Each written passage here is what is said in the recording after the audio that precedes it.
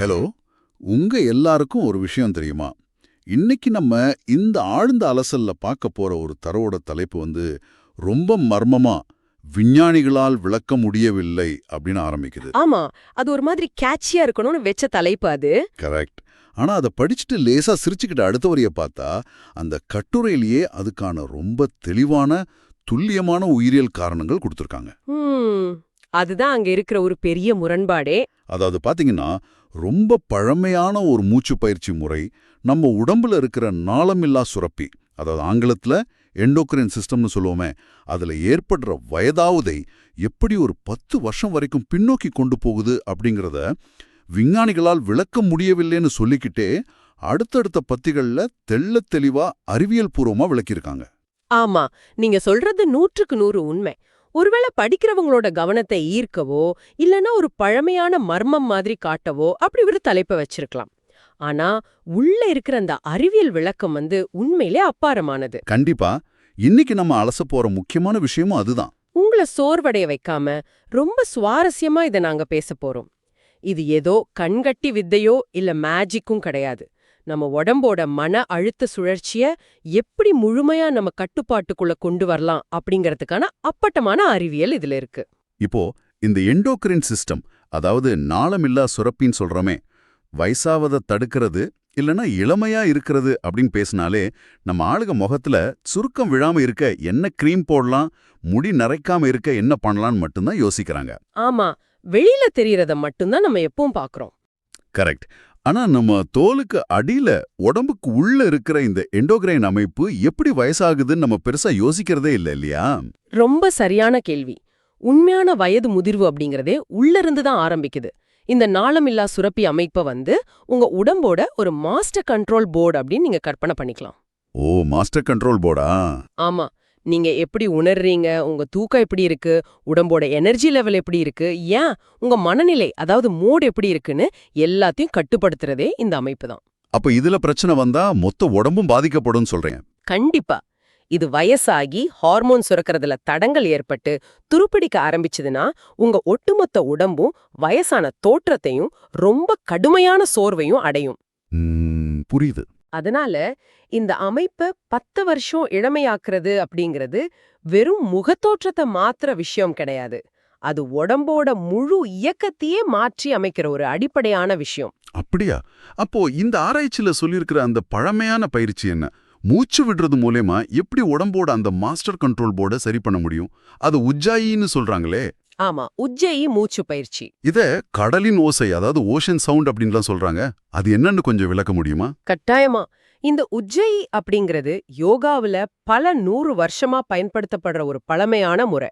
இது பார்க்கறதுக்கு ரொம்ப சாதாரணமா தெரியலாம். ஆனா நீங்க உங்க தொண்டை பகுதியை லேசா சுருக்கி மூச்சு குழாய் வழியா போற காத்த கட்டுப்படுத்தி முழுமையா மூச்சை வெளியேத்துறது தான் இதோட அடிப்படை. தொண்டைய சுருக்கி மூச்சு விடுறதா? ஆமா, நீங்க சாதாரணமா மூச்சு விடும்போது எந்த சத்தமும் வராது. ஆனா இப்படி தொண்டைய சுருக்கி மூச்சு வெளியேற்றும் போது ஒரு மெல்லிய சத்தம் வரும். ஒரு பெரிய சங்குக்குள்ள காது வச்சா கேக்குற மாதிரி ஒரு ஓசை உங்க தொண்டைக்குள்ள உருவாகும். அதனாலதான் இதுக்கு கடலின் ஓசைன்னு பேர் வந்துச்சு. எனக்கு இது அவ்வளோ சரியா புரியல. தொண்டைய சுருக்கிறதுனா எப்படி? மூச்சை அடைக்கிற மாதிரியா? ஏன்னா மூச்சை அடைச்சா இருமல் தான் வரும். இல்ல, மூச்சு அடைக்கிறது கிடையாது. மூச்சு குழாயோட அளவை கொஞ்சம் குறுகலாக்குறது, அவ்வளோதான். ஓ, குறுகலாக்குறதா? ஆமா, இப்போ நீங்க குளிர்காலத்துல கார் கண்ணாடியிலயோ இல்ல முகம் பார்க்க கண்ணாடியிலயோ ஒரு பனிமூட்டத்தை உருவாக்க வாயை திறந்து அப்படின்னு மூச்சு விடுவீங்க இல்லையா? ஆமாமா, கண்ணாடிய தொடைக்க அப்படி செய்வோம். தொண்டையில இருந்து கொஞ்சம் சூடான காத்து வரும். கரெக்ட். சரியா அதே விஷயத்த உங்க வாயை இறுக்கமா மூடிக்கிட்டு உங்க தொண்டைக்குள்ள செஞ்சு பாருங்க. வாயை திறக்காமலையா? ஆமா, வாயை திறக்காம மூக்கு வழியாவே அந்த ஹா அப்படிங்கிற உணர்வோட மூச்சை வெளியேத்துனா தொண்டையில ஒரு மெல்லிய அதிர்வு ஏற்படும். அதுதான் உஜ்ஜயி மூச்சு. நீங்க மூச்சு அடைக்கல, வெளியே போற பாதையே கொஞ்சம் சின்னதாக்குறீங்க, அவ்வளவுதான். ஓஹோ, இப்போ எனக்கு நல்லா புரியுது. வாயை மூடிக்கிட்டு தொண்டைக்குள்ள அந்த அதிர்வை உருவாக்குறது. இது ரொம்ப சுவாரஸ்யமான ஒரு ஒப்பீடு. இதை செஞ்சு பார்க்கும்போதே தொண்டையில அந்த அதிர்வை உணர முடியுது. கண்டிப்பா உணர முடியும். ஆனா எனக்கு ஒரு சந்தேகம். இப்படி சத்தம் எழுப்புறதாலேயோ இல்ல காத்த கட்டுப்படுத்துறதாலேயோ உடம்புக்குள்ள எப்படி வயசாவதை தடுத்த முடியும்? ஒரு சத்தம் எப்படி ஹார்மோன்களை கட்டுப்படுத்தும்? அங்கதான் இயற்பியல் தத்துவம் வேலை செய்து. அந்த சத்தத்துல எந்த ரகசியமும் இல்ல. ஆனா அந்த சத்தம் வர்றதுக்கு நாம உருவாக்குறோமே ஒரு அழுத்தம், அதாவது பிரஷர், அதுல தான் ரகசியமே இருக்கு. பிரஷரா? எப்படி?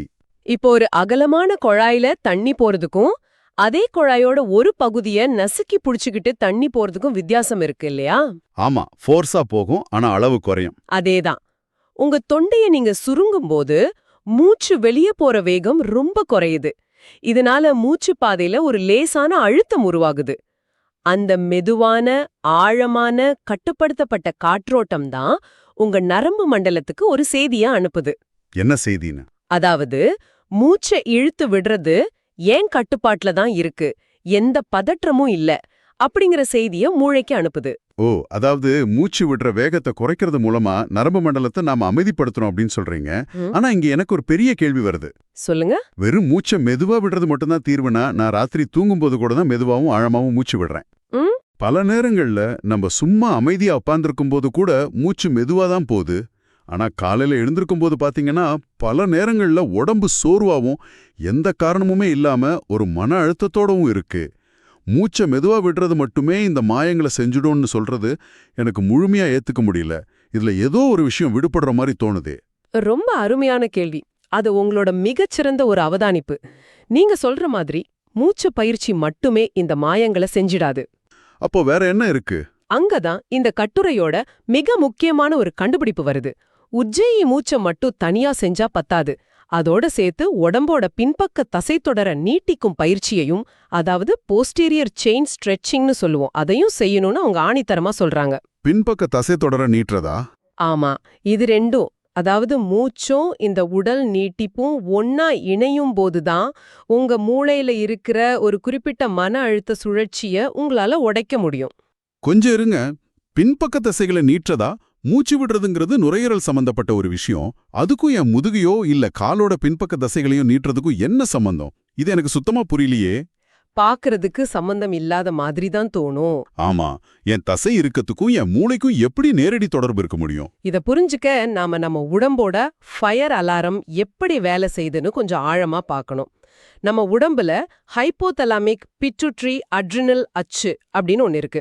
சுருக்கமா அத HPA ஆக்சிஸ் அப்படின்னு சொல்லுவாங்க. இது ரொம்ப ரொம்ப முக்கியமான ஒரு அமைப்பு. HPA axis, okay.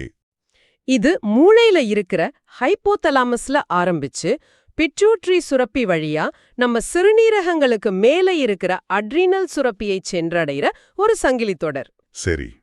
இதுதான் நீங்க ஆபத்துல இருக்கிறீங்களா இல்லையான்னு முடிவு பண்ணி கார்டிசோல் அப்படிங்கிற மன அழுத்த ஹார்மோனை சுரக்கச் செய்யற அலாரம் சிஸ்டம். ஓ, கார்டிசோல். இந்த மன அழுத்த ஹார்மோனை பத்தி நான் நிறைய கேள்விப்பட்டிருக்கேன். இதுதானே நம்மள எப்பவும் ஒரு பதற்றத்திலே வச்சிருக்கிறது. ஆமா, மன அழுத்தத்துக்கு மூல காரணமே இதுதான். ஆனா கார்டிசோல் அப்படிங்கிறது அடிப்படையில ஒரு கெட்ட ஹார்மோன் கிடையாது. அப்படியா? ஆமா, அது நம்மள உயிரோட வச்சிருக்க பரிணாம வளர்ச்சியால உருவாக்கப்பட்ட ஒண்ணு. இப்போ பழங்காலத்துல ஒரு மனுஷன் காட்டுல நடந்து போயிட்டு இருக்கும்போது ஒரு சிங்கத்தை பார்த்துட்டா என்ன நடக்கும்? பயந்து ஓடுவான். கரெக்ட். அந்த நேரத்துல இந்த HPAH உடனே செயல்பட்டு கார்டிசோல அதிக அளவுல சுரக்கச் செய்யும். அப்போ அவனோட உடம்பு என்ன பண்ண தெரியுமா? ஓடுறதுக்கு இல்லனா அந்த சிங்கத்து கூட சண்டை போடுறதுக்கு தன்னை தயார்படுத்திக்கும். ஃபைட் ஆர் ஃப்ளைட் ரெஸ்பான்ஸ்னு சொல்வாங்க. கேள்விப்பட்டிருக்கேன். அப்படி தயாராகும்போது அவனோட உடம்போட பின்பக்க தசைகள், அதாவது கழுத்து, முதுகு, இடுப்பு, அப்புறம் காலோட பின்பக்க தசைகள் எல்லாமே ஒரு ரப்பர் பேண்ட் மாதிரி ரொம்ப இறுக்கமா ஒரு ஸ்ப்ரிங் மாதிரி மாறிடும். ஓ, அதாவது வேகமா தப்பிச்சு ஓட வசதியா உடம்பு தன்னை ஒரு ஸ்ப்ரிங் மாதிரி சுருக்கி தயார்படுத்திக்குதுன்னு சொல்றீங்க. மிக சரியா சொன்னீங்க. அந்த பின்பக்க தசை தொடர் இறுக்கமா இருக்குனாலே மூளைக்கு தொடர்ந்து ஒரு சிக்னல் போய்கிட்டே இருக்கும். அதாவது ஆபத்து இன்னும் விலகல, நான் தப்பிக்க தயாரா இருக்கேன், கார்டிசோலை இன்னும் சொரந்துகிட்டே இரு அப்படிங்கிற சிக்னல் அது. அப்போ அந்த இறுக்கம் தான் ஆபத்துக்கான அலாரம். ஆமா. ஆனா இப்போ நம்ம காட்ட இல்ல, நம்மள துரத்த சிங்கங்களும் இல்ல. ஆனா நம்ம ஆபீஸ் வேலைப்பழு, டிராஃபிக், பணக்கவலை, EMIன்னு நம்மள சுத்தி இருக்கிற நவீன பிரச்சனைகள் அந்த அலார்மத்தை ஆன் பண்ணி விட்டுடுது. நிஜமாவே ஒரு சிங்கம் துரத்துறப்ப என்ன நடக்குமோ அது இந்த சின்ன சின்ன விஷயங்களுக்கும் நடக்குதா?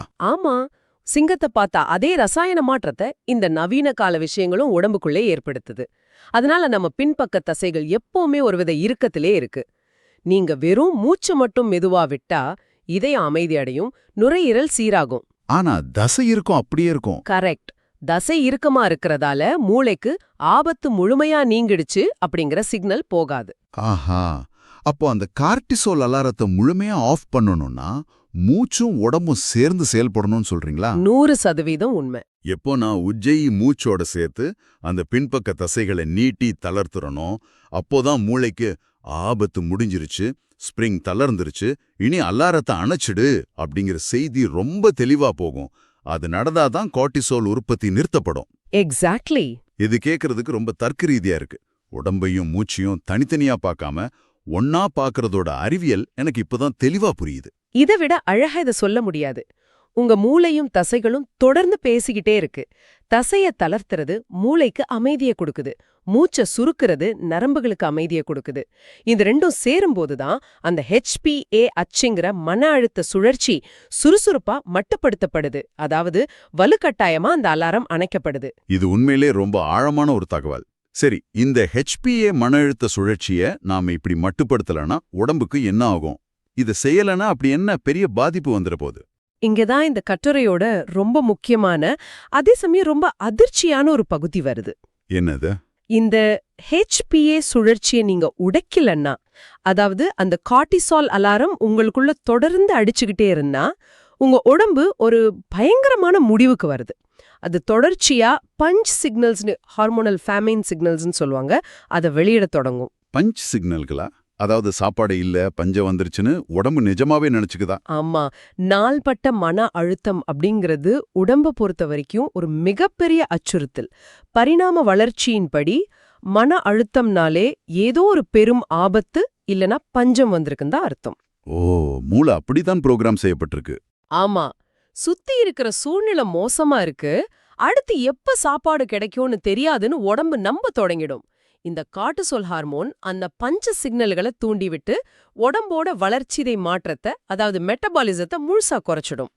இந்த பஞ்சு சிக்னல் இது எனக்கு எப்படின்னு தோணுதுன்னா, நம்ம ஸ்மார்ட் போன்ல பேட்டரி ரொம்ப குறைஞ்சிருச்சு, கையில சார்ஜரும் இல்லைன்னு தெரிஞ்சோடமே போன் தானாவே எக்ஸ்ட்ரீம் பேட்டரி சேவர் மோடுக்கு மாறிடும் இல்லையா?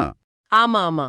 திரையோட வெளிச்சத்தை குறைச்சு பின்னாடி ஓடுற எல்லா ஆப்ஸையும் முடக்கி மீதி இருக்கிற சக்தியை பதுக்கி வைக்கும். அதுபோல மன அழுத்தத்தால கார்டிசால் அதிகமா சுரந்தா உடம்பு நிஜமாவே பஞ்சம் வந்துருச்சுன்னு நினைச்சுக்கிட்டு தாங்கிட்ட இருக்கிற சக்தியை சேமிக்க பேட்டரி சேவர் மோடுக்கு போயிடுதா?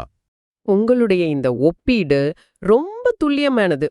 அந்த பேட்டரி சேவர் மோட் அப்படிங்கறத வச்சு இதை நாம மிக எளிதா புரிஞ்சுக்கலாம். உங்க ஸ்மார்ட் போன் பேட்டரிய சேமிக்கிற மாதிரி உங்க உடம்பு கொழுப்பை சேமிக்க தொடங்குது. கொழுப்பை சேமிக்குதா? ஆமா, ஆனா இது தோலுக்கடியில இருக்கிற சாதாரண கொழுப்பு கிடையாது.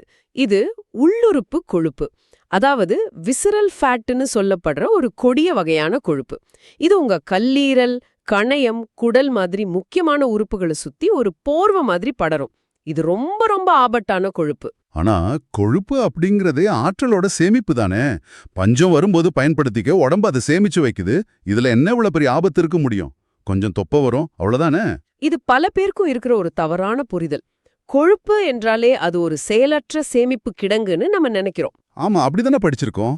ஆனா இந்த விசரல் கொழுப்பு வெறும் சேமிப்பு கிடங்கு கிடையாது. அதுவே ஒரு உயிருள்ள சுறுசுறுப்பான உறுப்பு மாதிரி செயல்பட தொடங்கிடும். நிஜமாவா? ஆமா, இந்த விசரல் கொழுப்பு உயிரணுக்கள் உங்க உடம்புல வீக்கத்தை, அதாவது இன்ஃப்ளமேஷனை உருவாக்குற ஆபத்தானகமான ரசாயனங்களை தொடர்ந்து வெளியிடுற ஒரு தொழிற்சாலை மாதிரி செயல்பட ஆரம்பிக்குது. ஓ, இது ரொம்ப ஆபத்தா தெரியுதே. கண்டிப்பா.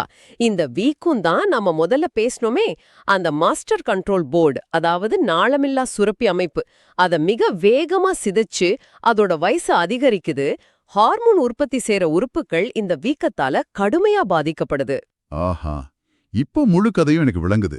இந்த கட்டுரையில குறிப்பா 45 வயசுக்கு மேல இருக்கிற ஆண்களை பத்தி அதிகமா பேசியிருக்காங்க. அதுக்கும் இந்த விசரல் கொழுப்புக்கும் என்ன பிரத்யேகமான சம்பந்தம்? அதுக்கும் ஒரு தெளிவான உயிரியல் காரணம் இருக்கு. ஆண்களுக்கு 45 வயசை கடக்கும்போது அவங்க உடம்புல டெஸ்டோஸ்டிரான் அளவு இயற்கையாவே குறையத் தொடங்குது. இது வயசாவதால ஏற்படுற ஒரு சாதாரண மாற்றம்தான். சரி. இதனால அவங்களோட எண்டோக்ரைன் சிஸ்டம் ஏற்கனவே கொஞ்சம் மெதுவா செயல்பட ஆரம்பிச்சிருக்கும். அந்த நேரத்துல இந்த தொடர்ச்சியான HPA மன அழுத்த அலாரமும் சேர்ந்துக்கிட்டா பஞ்ச சிக்னல்கள் இன்னும் ரொம்ப தீவிரமாயிடும். அப்ப உடம்பு இன்னும் அதிகமா பயந்துருது. ஆமா, உடம்பு தன்னை தற்காத்துக்க இன்னும் வேகமா அந்த ஆபத்தான விசிறல் கொழுப்பை சேமிக்குது. ஏற்கனவே குறைஞ்சிருக்க டெஸ்டோஸ்டிரான் இந்த வீக்கத்தால இன்னும் வேகமா குறையுது. இது வயது முதிர்வை ஒரு தீய வளையம் மாதிரி, அதாவது விஷஸ் சைக்கிள் மாதிரி இருமடங்கு வேகமா ஆக்குது. அப்போ இந்த பிரச்சனை 45 வயசு கடந்த ஆண்களுக்கு மட்டும்தானா? மத்தவங்களுக்கு இது எந்த பாதிப்பையும் ஏற்படுத்தாதா? பெண்கள் இதை பத்தி கவலைப்பட தேவையில்லையா? அப்படியெல்லாம் நிச்சயமா கிடையாது. ஆராய்ச்சி 45 வயசு கடந்த ஆண்களை மையமா வச்சு எடுக்கப்பட்டிருந்தாலும் இது மனித உடம்போட அடிப்படை இயக்கம். இதை நீங்க ஒவ்வொருத்தரும் உங்களுக்கு பொருத்தி பார்க்கணும்.